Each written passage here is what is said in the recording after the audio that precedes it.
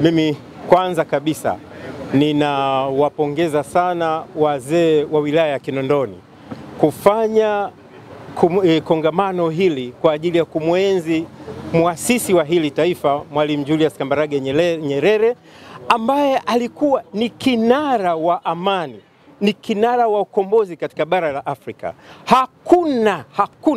Hakuna kiongozi mwingine yoyote duniani ambaye anachukua nafasi kama alionayo Mwalimu Nyerere, ambaye bahati mbaya hatujawahi kumpa nafasi yake anayostahili. Mtu ambaye alijitoa mhanga yeye pamoja na taifa lake, akatoa fedha, akamwaga damu ya watu wake kwa ajili ya mataifa mengine. Kwa hiyo Mwalimu Nyerere kwa kweli tunapomkumbuka katika siku ya leo, basi tuamini kabisa na tujifunze kwa vijana wetu ambao wanapaswa kuelewa dhabihu kubwa sana ambao Mwalimu alitoa. Alafu kitu kingine tena ni nini ambacho tunajifunza cha msingi sana tunapoelekea uchaguzi? Amani ni jambo muhimu sana katika dunia hii, lakini hata mbinguni, kwa sababu vitabu vya dini vyote vinatueleza tudumishe amani. Kwa wale wa Kristo, Bwana Yesu Kristo alisalimia kwa amani, anasema amani iwe nanyi, ndio maana ya salamu alaikum. Ndo vitabu vya dini vinatuhimiza amani. Ni amani ukiwa nayo katika familia, katika taasisi na katika taifa, ndipo unaweza ukaleta maendeleo. Bila amani, katika vurugu, katika chuki, pasipokuwa na mshikamano na upendo, pasipokuwa na utulivu, sahau amani. Ndio maana tunaona DRC, watu wa Sudani wana mafuta mengi. DRC kuna madini mengi duniani kote hakuna, lakini hawana maendeleo kwa sababu hawana amani.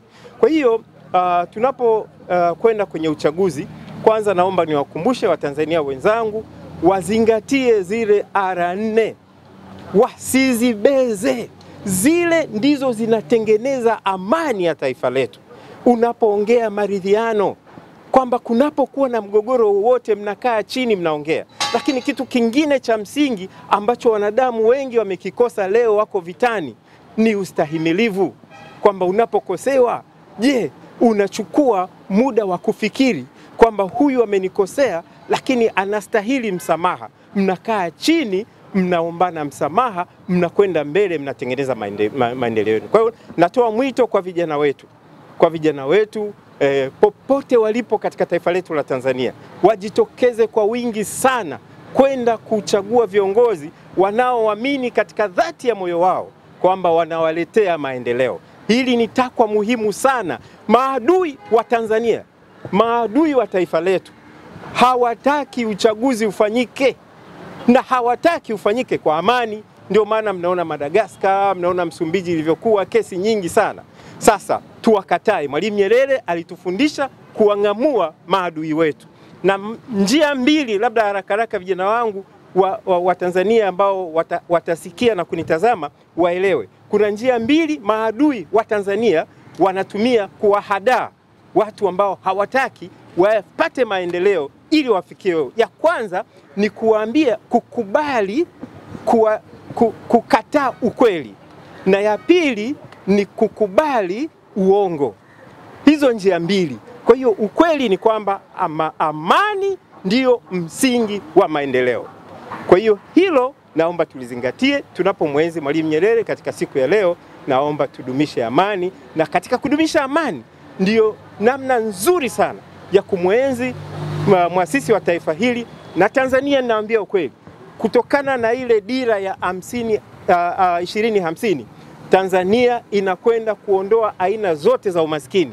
Tanzania inakwenda kuondoa utegemezi kwa 100% kama dira inavyotuelekeza. Kwa hiyo ni kwa sababu ya amani. Tukiwa na amani tutafikia hayo malengo. Na vijana mliopo sasa hivi, kwa kweli hilo ni la kwenu, mtapata maendeleo makubwa, fursa zitakuwapo nyingi. Kwa hiyo jamani, tuhimize amani, tujitokeze kwenda kupiga kura. Mungu abariki sana.